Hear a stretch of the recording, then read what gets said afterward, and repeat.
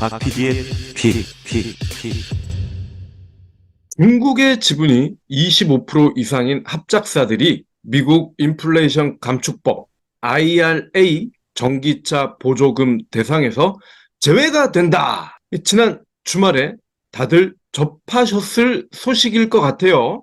그러니까요. 바이든이랑 시진핑이랑 만나서 경제 협력을 강화한다라는 얘기가 나오더니 갑자기 또 이렇게 나왔어요. 배터리 소재, 광물 공급망을 장악한 중국 기업들과 아주 친하게 지내왔던 우리나라 기업들, 이제 발등에 불이 정말로 떨어졌는데 전략 수정을 어떻게 해야 될지 셈법이 복잡해지기 시작했습니다. 미국 형이 알아서 잘 해결해 줄 것이다라고 기대했지만 역시나 그런 기대는 다 깨져버렸죠. 예. 바이든 행정부가 우리 시간으로 2일 IRA 세액공제 대상에서 제외할 외국 우려 기업 세부 규정안을 발표했는데 요약하면 이겁니다. 2025년부터 전기차 제조사가 중국 기업에서 조달한 핵심 광물을 배터리에 쓰면 우려 기업으로 분류가 되고 우려 기업이 되면 보조금을 안 준다는 겁니다. 합작법인인 경우 중국 측 지분이 25%가 넘어가면 보조금 대상에서 빠지고요. 반도체 이어 배터리도 중국의 영향력을 지분 25%로 못을 박아버린 겁니다. 아하. 아니 그러면 우리 기업들 대부분이 25% 넘지 않습니까? 맞아요. 2025년까지 총 5천억이 투입될 LG화학의 구미 양극재 공장, 중국 화유 코발트가 49%의 지분을 가지고 있습니다. 생산 제품을 북미 배터리 업체에 공급하려면 LG화학은 내년 말까지 24%포인트의 지분을 화유 코발트로부터 사야 된다라는 계산이 나오죠.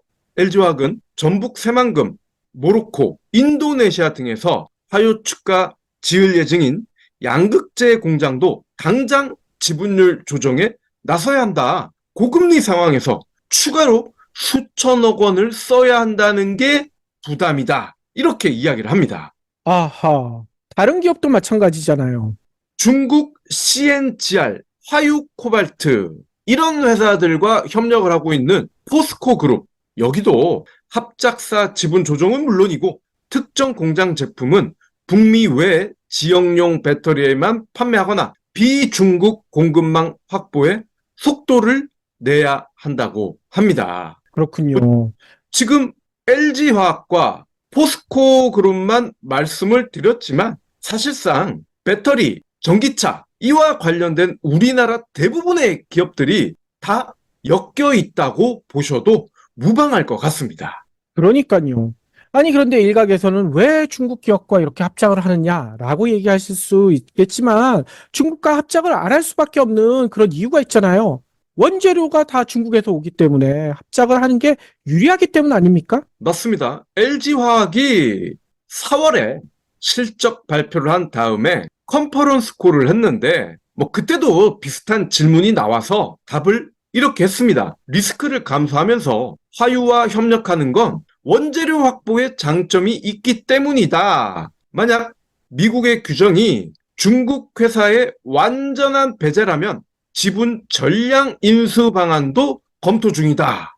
근데 이렇게 지분 전량을 인수를 한다고 해도 모든 게 해결되는 게 아니기 때문에 임시 방편밖에 될 수가 없다는 겁니다. 그렇죠. 아니 그렇게 되면 중국 측에서 기분 나쁘다고 원재료 안 주면 뭘로 만듭니까? 맞습니다.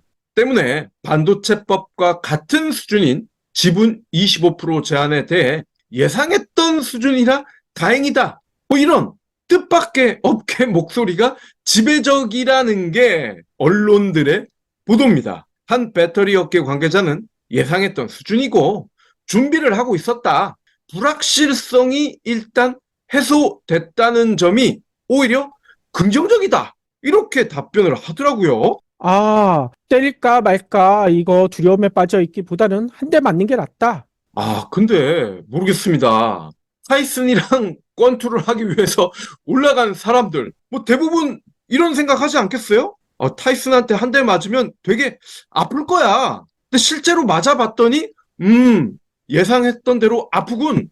불확실성은 해소됐어. 그러면 뭐합니까? KU패 당에서 이미 실려 나가고 있는데. 그렇죠. 그런 생각할 틈도 없죠. 한 대 맞는 순간 바로 정신이 나가잖아요. 네. 근데 참 다행이라고 이렇게 얘기를 하는 건 도대체 무슨 심리인지 모르겠습니다.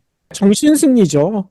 근데 더 큰 문제가 있습니다. 요즘은 전기차보다 하이브리드카가 더 인기가 있다. 몇 달 전에도 방송을 했었습니다. 10월까지 더 구체적인 데이터가 나왔더라고요. 올 10월까지 하이브리드 판매량이 30만 대에 육박하고 있다. 작년 판매량을 일찌감치 넘어섰습니다. 10월까지니까 10개월이죠? 국내 하이브리드카 판매량이 29만 4,072대. 1년 전 같은 기간과 비교를 해보니 41.8%가 많고요. 이미 작년에 연간 판매량 25만 9천 대도 뛰어넘었습니다.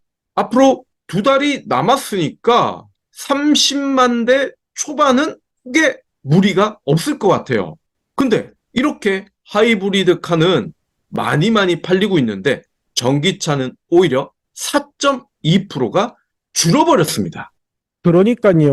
뭐 환경이나 여러 가지 이유로 전기차 살려고 했던 분들이 보조금이나 이런 문제도 있겠지만 그것보다는 충전하는데 아직도 어려움이 많고 그리고 이게 불이 나면 이게 끄기가 힘들다. 이 끔찍한 장면들을 너무 많이 봤기 때문에 전기차보다는 그 중간 단계의 하이브리드로 갈아타자.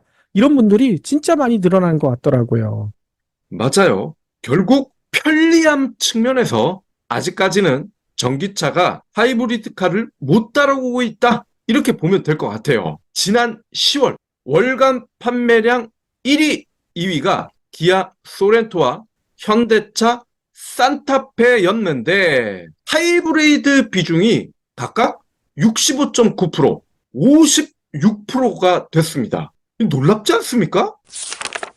소렌토 하면은 중대형 SUV고 SUV 하면 지금까지는 경유였단 말이죠. 근데 경유도 아니고 하이브리드가 무려 66%입니다. 뭐 그 다음은 휘발유, 경유 순이겠죠. 그렇군요. 아니, 그런데 문제는 앞서서도 잠깐 얘기 드렸지만 하이브리드가 잘 나가는 게 오히려 더 큰 문제일 수도 있다라는 지적이 있다면서요. 맞습니다. 앞서 브리핑에서도 설명을 간단히 해주셨어요. 최근 하이브리드 카들이 멈춰 서가지고 무상 수리에 들어갔다. 근데 이게 과연 최근의 일이냐? 이걸 따져보자는 겁니다. 기아에서 만든 하이브리드 카에서 주행 중에 갑자기 멈추는 증상이 나타났다라는 소문이 놀랍게도 3년 전부터 돌기 시작했습니다. 처음에는 특정 차의 특정 운전자의 문제로만 인식을 했는데 이게 웬일입니까? 한 달, 2달 지나가니까 어이? 내 차도 그런디? 라는 사람이 갑자기 늘어나기 시작합니다. 급기야 그동안 기아차만 그랬었는데 그랜저를 포함한 현대차에서도 똑같은 문제가 연이어 발생합니다. 고속도로에서 100km 넘게 달리고 있었는데 갑자기 차가 멈춰서 죽을 뻔했다 라는 사람들이 SNS에 글을 마구마구 올렸고 이러한 글들을 SNS에서 님도 그랬어요? 나도 그랬는데? 라면서 서로의 지옥 경험담을 공유를 했고 좋아요를 마구마구 누르고 이런 일들이 널리 알려지자 국토부에까지 뒤늦게 소식이 들어갔고 급기야 현대 기아차가 꼬리를 내린 겁니다. 그렇군요. 판매량이 가장 많은 그랜저 하이브리드 고속주행 중에 경고 메시지가 켜지면서 속도가 줄더니 급기야 멈춰섰다. 다행히 차가 완전히 멈추기 전에 맨 오른쪽으로 차를 대피시켜서 그나마 생명을 유지할 수 있었다. 이러한 글들이 꽤 많이 올라와 있습니다. 자, 근데 MBC가 이러한 사실을 단독 보도했었는데요. 그게 11월 16일입니다. 근데 방금 전에 말씀드렸죠? 3년 전부터 이러한 하소연들이 SNS나 자동차 커뮤니티에서는 만연되고 있었다. 즉 3년 동안 국토부도 그렇고 현대기아차도 그렇고 그냥 나 몰라라 해왔다는 겁니다. 국토부 공무원 하기 참 쉽지 않습니까? 소비자들이 문제를 3년 동안 제기해도 가만히 있다가 방송국에서 보도하면 그제서야 움직이는 척 하면 됩니다. 저도 국토부 공무원 되고 싶은데 노하우 좀 알려주세요. 너무 늦지 않았을까요? 나이 때문에 안 되려나요? 그러니까요. 아니, 그런데 더 큰 문제는 이런 상태에서도 문제가 전혀 해결되지 않았다라는 주장도 있다면서요. 맞습니다. 역시나 기대를 벗어나지 않는 현대기아차인데요. 가장 판매량이 많은 그랜저와 소렌토가 빠졌다.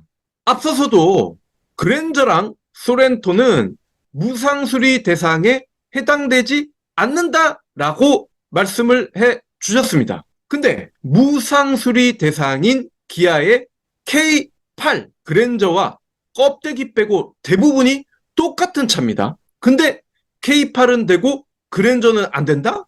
이거 왜 그럴까요?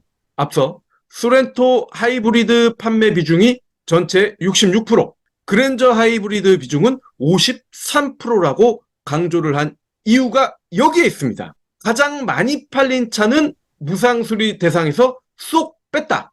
돈이 겁나게 많이 들어가고 인력과 시간 역시 겁나게 많이 소요가 되기 때문에 뺀 겁니다. 그렇군요.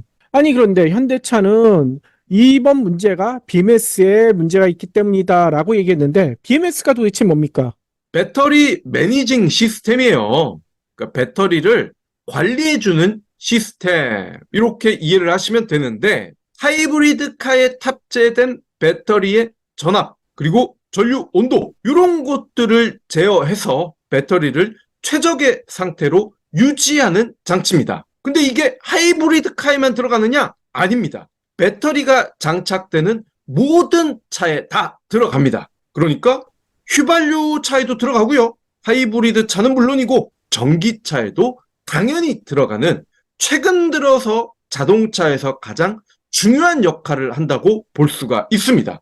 그런데 배터리가 핵심인 하이브리드 카에서 이런 문제가 20세대도 아니고 23만 대나 발생을 했다. 그러면 배터리가 차값의 60%인 현대기아의 전기차를 믿고 탈 수 있을까요? 친환경이라고 해서 유지비가 덜 든다고 해서 전기차를 샀다가 자칫 고속주행 중에 시동이 끊겨 생명이 위험해질 수 있는데 현대기아차 전기차 믿고 사겠습니까? 물론 현대기아차는 BMS 오류는 소프트웨어 업데이트로 해결이 가능하고 직영 서비스 센터나 서비스 협력점을 방문하면 15분에서 30분이면 수리받을 수 있다. 이렇게 안내를 합니다. 아니, 이렇게 간단한 것을 왜 안 해주는 겁니까? 그렇죠. 얘네들 주장이 맞다면 그렇게 15분이면 될 간단한 일이라면 왜 공장에서 나오기 전에 안 했냐라고 물을 수밖에 없죠.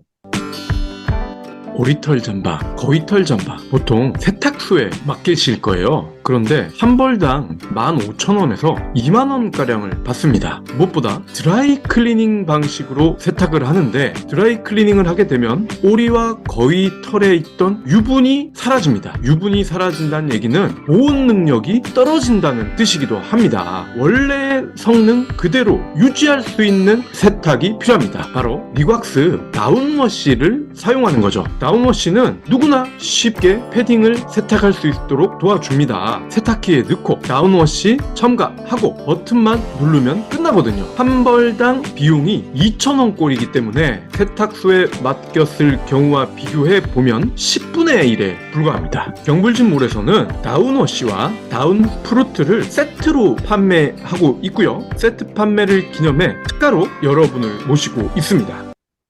게다가 앞으로 나오는 차들은 갈수록 소프트웨어 의존도가 커집니다. 근데 벌써 소프트웨어에서 이렇게 큰 사고를 쳤습니다. 그리고 3년 동안 사실상 방치했습니다. 현대차에서 자율주행차가 나와서 영화를 보면서 서울에서 부산까지 갈 수 있다. 이렇게 떠들어대는데 겁나서 타겠습니까? 아니, 물론 모든 소프트웨어가 나올 때부터 완벽하게 나오는 거 그거 기대하는 사람들은 거의 없겠죠. 그렇기 때문에 OS도 그렇고 대부분의 전자기기가 뭐 업데이트란 걸 하잖아요. 소프트웨어 업데이트뿐만 아니라 OS 업데이트 아니면 펌웨어 업데이트 이런 것들을 하잖아요. 자동차도 그렇게 문제가 발견되면 바로 버그를 잡아서 업데이트를 해주면 될 것 같은데 이렇게 간단한 것을 왜 현대차는 쉽게 안 하고 이렇게 일을 벌리는 것인지 이게 참 이해가 안 가요. 예. 그게 현대 기아의 DNA인 것 같아요. 만약 하이브리드 소렌토와 그랜저가 안 팔렸다면 업데이트를 빨리 했을 수도 있습니다.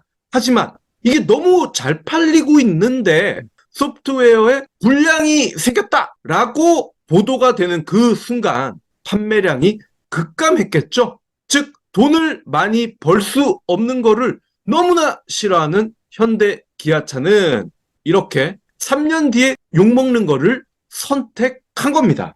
아이고, 아니 그러면 아이폰도 그렇고 갤럭시도 그렇고 여기는 수시로 OS뿐만 아니라 펌웨어 업데이트를 하잖아요. 여기도 이렇게 오류가 있다는 거를 인정한 것이라고 현대차는 오해를 하고 있는 건가요? 그러니까 아직도 정의선을 포함한 현대차 임원들은 예전 아날로그 사고방식에 젖어 있는 거죠. 야, 뭔가 문제가 있대. 23만 대가 그렇다는데? 라고 하면 사람들이 기겁을 해서 차를 안 살 거라고 생각을 하는 겁니다. 오히려 빨리빨리 대응을 해주는 게 훨씬 더 나은 선택인데 그걸 아직도 안 하고 있다는 거예요. 더 큰 문제는 이렇게 돼버리면 전 세계인들도 지금 우리가 분노하는 것처럼 똑같이 분노를 한다는 겁니다. 한국 사람만, 그것도 하이브리드 카를 산 사람만 작금의 사태를 안다, 착각을 하겠지만 절대 그렇지 않죠. 북미, 유럽인들은 상당수가 이번 사태의 진행 과정도 지켜보고 있을 겁니다. 그런데 현대차의 선택이 정말 놀랍다는 겁니다. 사람을 죽게 할 수 있는 일을 했는데 15분만 업데이트만 하면 된다라고 하질 않나. 가장 많이 팔린 두 모델은 아예 무상수리 대상에서 빼버리지를 않나. 정말 예상 밖의 행동을 연이어 하고 있습니다. 현대 기아차의 하이브리드카와 전기차가 지금부터 수출이 뚝 끊기더라도 전혀 이상하지가 않아요. 북미 현지 공장에서 만든 하이브리드나 전기차들이 현지에서 안 팔리더라도 전혀 이상하지 않아요. 더 나아가 K배터리에 대한 인식도 달라질 수 있습니다. K배터리 기업들도 혹시 현대 기아차 같은 마인드로 물건을 만들지 않을까라는 의심이 커질 수밖에 없겠죠. 경불진의 두 PD가 사고를 치면 사실상 거의 아무 일도 일어나지 않을 겁니다. 그냥 박 PD, 이 PD가 욕먹고 방송을 접는 걸로 끝날 겁니다. 하지만 한국의 대기업이 이렇게 큰 사고를 치면 관련 산업 전체 이미지에 먹칠을 하게 됩니다. 국산차를 사랑하는 건 물론 좋은 일입니다. 하지만 사랑을 독식하는 그 대상이 이를 의무라고 생각한다면, 지들에게 쏟아지는 사랑은 당연한 것이라고 생각을 한다면 소비자의 사랑도 달라져야 되지 않을까요? 그렇죠. 여기에 의심을 하나 더 보탠다면 이 소프트웨어 업데이트 미국에선 다 해주지 않을까요? 경불진 완주해 주셔서 감사합니다. 하트 투척, 댓글 남기기, 링크 공유, 계좌 후원 등 경불진 두 PD에게 힘을 보태주세요. 더 좋은 내용으로 보답하겠습니다.